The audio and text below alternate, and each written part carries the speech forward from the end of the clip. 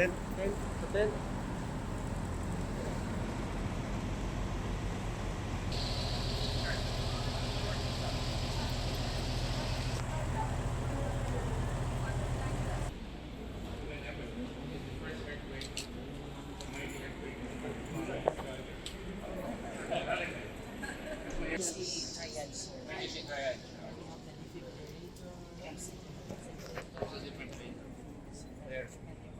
Chairman, maybe we could be given a short overview of the donation of the water tankers.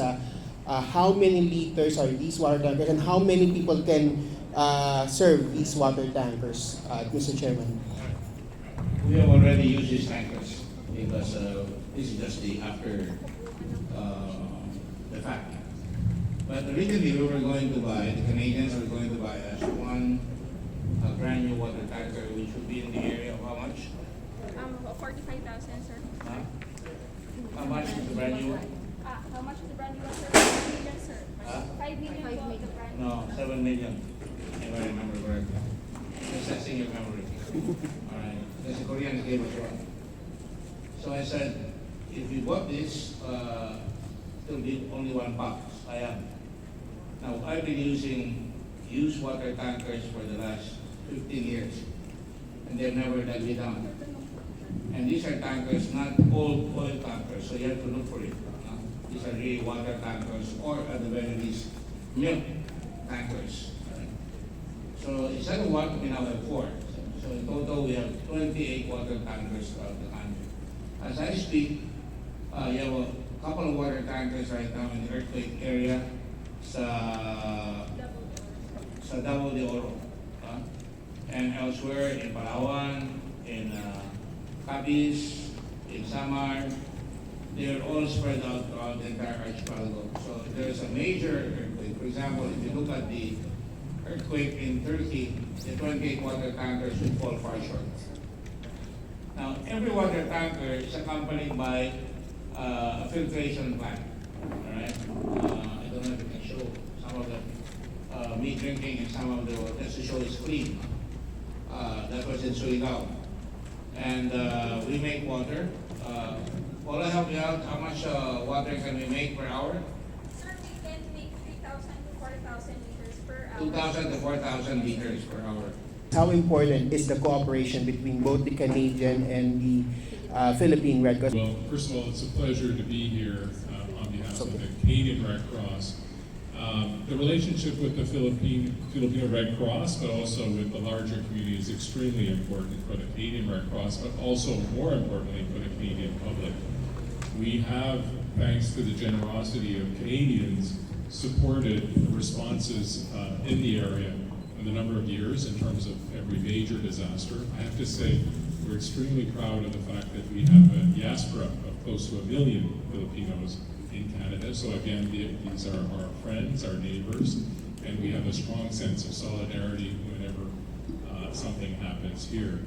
I have to say, yes, part of this visit is ongoing support, but more importantly for the Canadian Red Cross, it's how do we prepare for future events. The Canadian Red Cross Society has provided us with 1 billion pesos throughout the years. 1 billion. Now, we don't measure our relationship by peso amounts or dollar amounts. But think of it, we have a laboratory in Pasig, which we use for COVID. That costs about 15 million pesos, all right? And because of these laboratories, along with other societies that gave us laboratories and grants, companies, we became #1 in testing. We tested about 6 million tests in COVID. The second one was only about 1.5 million. And the rest were spread out many. But in the beginning, 60 to 70% of the testing was done by the Philippine Red Cross.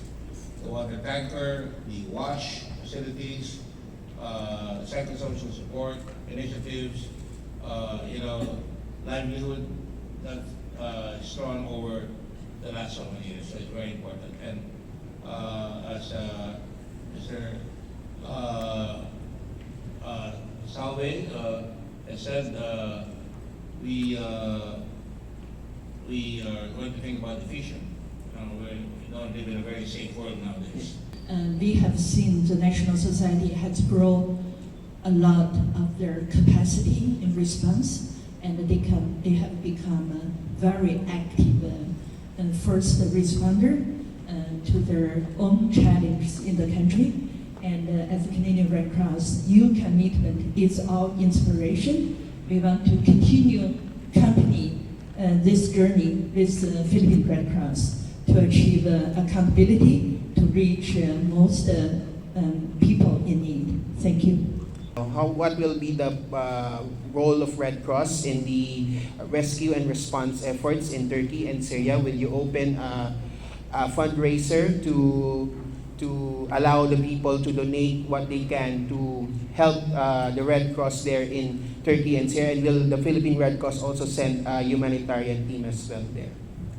In Canada, we've set up a fundraising campaign. I have to say, as of yesterday, we raised over $7 million Canadian dollars. The Canadian government has announced matching $10 million to that fund, so we are raising dollars, and we should announce in the next few days probably a partnership and deployment of part of our field hospital to the region, again in collaboration with the International Federation. I think the needs, of course, are immediate, as we see, unfortunately, people, the search and rescue efforts. We also have to remind everybody in our Red Cross experience that the needs are going to be also long present after the attention, the media attention, in terms of the rebuild and the recovery. So we are ramping up and we are deploying in support of the area.